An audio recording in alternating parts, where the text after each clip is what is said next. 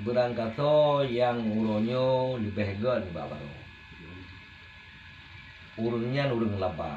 Tanya yang terakhir. Wa mangkana yaumuhu hadha syarran min amsihi fahuwa halik.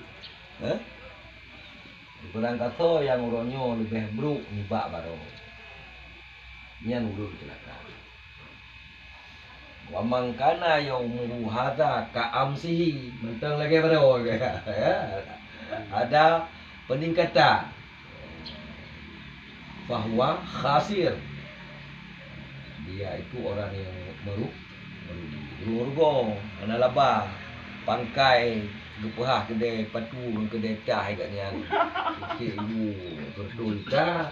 Rodon kira betul dah. Ini dah laba baju.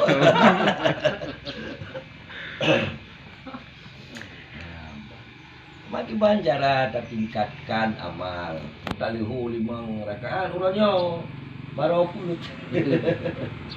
Ingat meningkat ni baru.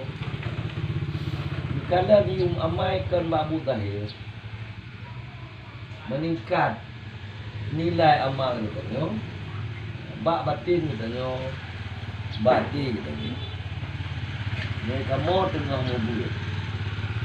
Betul mana ngelihat orang bak sebahagian ulama yang arif tentang tanda Allah nutung amal. Ngejawab oleh ulamanya. Tanda Allah nutung amal getanya. Butua getanya ke amalnya.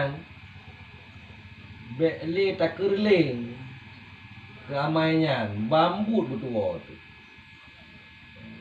Maka mau pegah-pegah sang menyemenan rap. Mutabah amai hana yang netung long. Yang jin netung oleh Allah. Yang kita nyawa buat. Kemana kita pegai katnya. Tanya sang han mandum menan ke ni. Bercerita katnya masalah urung terperangkap langguha. Kenggingan amai ke. Dan amai God kita wasul katanya. Sehingga selamat katnya daripada Tuhannya.